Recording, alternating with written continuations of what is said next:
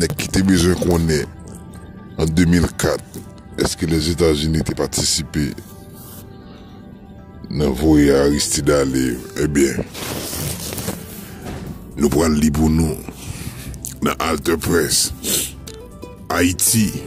Oui, les États-Unis ont essayé de renverser le président Jean-Bertrand Aristide par Rome Chantal,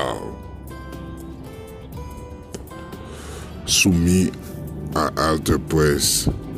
L'enquête du New York Times sur le rôle de l'indemnité imposée par la France à la jeune République d'Haïti en 1825 comme rançon de l'indépendance arrachée héroïquement à l'armée napoléonienne en 1804 alimente un torrent de réactions nationales et internationales, parmi lesquelles un article d'opinion de James B. Foley de Miami Herald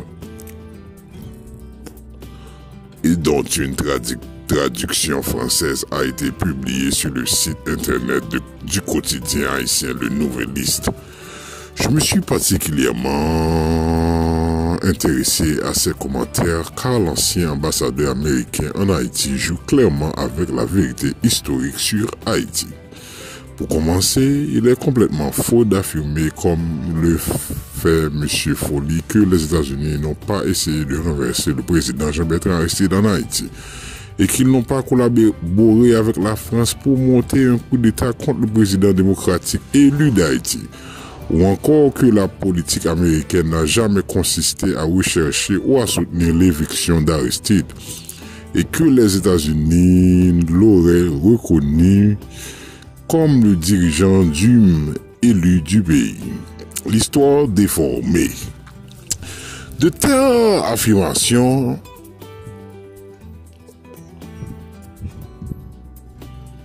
sont si éloignées de ce que d'innombrables sources concordantes et archives historiques sont falsifiées, nous enseignent sur cet épisode de l'histoire contemporaine d'Haïti,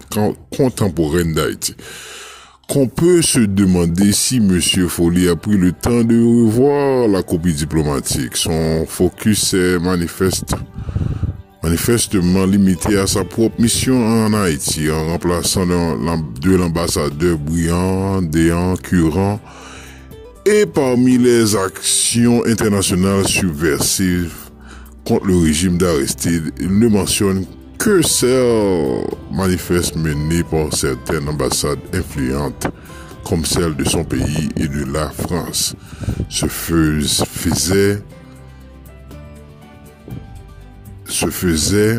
Il passe complètement sous silence le travail occulte, mais combien néfaste dans le contexte haïtien d'organisation de la société civile américaine travaille à la solde du gouvernement fédéral américain. Ou même des diplomates américains familiers avec la question haïtienne, comme prédécesseur à Port-au-Prince de M. Foley lui-même, Brian Dehaene, pourra reconnaître à quel point les déclarations de Foley sont fausses et biaisées. De fait, un article du même New York Times de janvier 2006 intitulé Mixed US Signal Help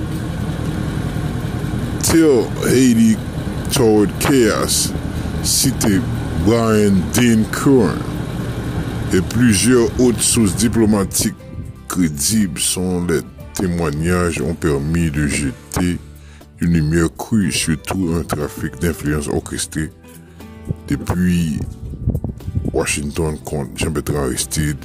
Cette campagne visait à faire échouer des efforts diplomatiques qui auraient pu mener à un compromis politique entre Jean-Bertrand Aristide et ses opposants. Les faits d'abord. Rappelons que le président Jean-Bertrand Aristide était accusé d'avoir manipulé les élections législatives de mai 2000 à l'origine de la crise politique, même si les journalistes du New York Times n'ont pas nié que le fossé qui existait entre Aristide et ses adversaires aurait été difficile à combler.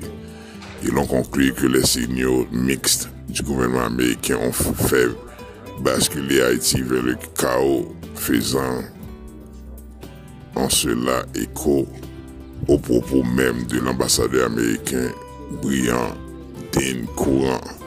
Ses partisans décrivent souvent Jean-Bertrand Aristide comme un ange. Ses détracteurs rétorquent que sous la soutane du petit père des pauvres se cachaient les haillons, ce que l'histoire retiendra du leader du mouvement Famille Lavalas doit donc être laissé à la subjectivité plus ou moins informée de chacun. Il me paraît néanmoins important de rétablir les faits, non pas pour rendre la défense d'Aristide, qui ne sortirait pas nécessaire, grandit de mon propre bilan de ces deux présidents inaboutis, mais pour attaquer certaines demi-vérités qui nuisent à la compréhension de cet épisode très important de l'histoire contemporaine d'Haïti. Il y en a pour ainsi dire d'une responsabilité morale à dire les choses de manière juste et informée des faits historiques. Deux vérités essentielles.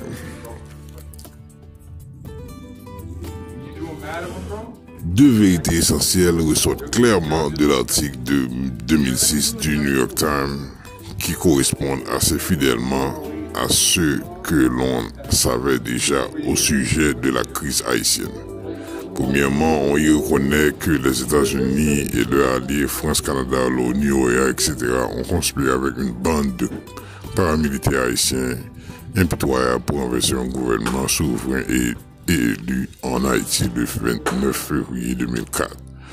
Deuxième, on souligne que le régime qui a pris le pouvoir après le renversement, qualifié naïvement par le gouvernement et les médias nationaux des pays qui ont perpétré le coup d'État de gouvernement intérimaire, était en fait un régime hors la loi et violant les droits de l'homme selon les auteurs de l'article. Le gouvernement intérimaire s'était rapidement mué et un État si anarchique qu'il a stupéfié même ceux qui avaient poussé à la destitution de M. Aristide.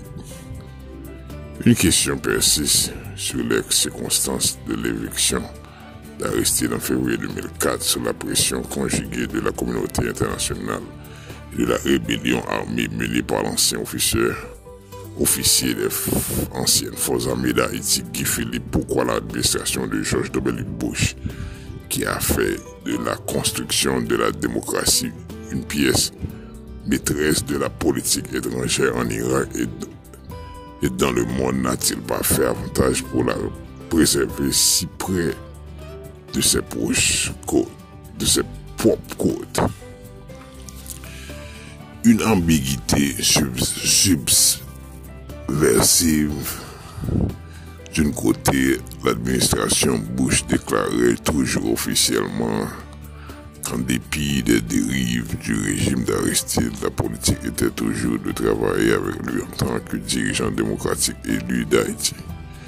De l'autre côté, les actions de cette administration en Haïti n'ont pas toujours été à la hauteur de ses paroles, des entretiens et un examen des documents gouvernementaux menés par les journalistes du New York Times ont montré qu'un groupe influent soi-disant décidé à la promotion de la démocratie proche de la Maison Blanche et financé par les contribuables américains sapait impunément la politique officielle des États-Unis et les efforts de l'ambassadeur officiellement chargé de la mettre en œuvre.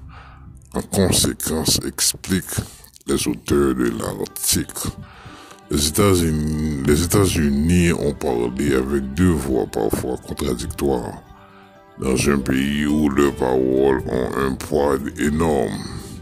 C'est surtout ce message mitigé qui a rendu les efforts pour favoriser la paix politique infiniment plus difficile. Ainsi, sans un accord politique, le gouvernement en place déjà faible a été davantage d'instabilité le rendait ainsi encore plus vulnérable aux rebelles. Le double jeu américain en Haïti. Le groupe de promotion de la démocratie proche de la Maison-Blanche, mise en cause par Curran, note que l'influence Institut républicain international IRI, le diplomate américain l'accuse d'avoir sapé le processus de réconciliation après les élections sénatoriales contestées de 2000 ont plongé Haïti en une crise politique violente. Stanley Luca, qui était alors le chef de LIRI en Haïti, un opposant déclaré d'Aristide de l'élite haïtienne, est identifié comme ayant joué un rôle crucial. Lucas aurait conseillé l'opposition de rester ferme.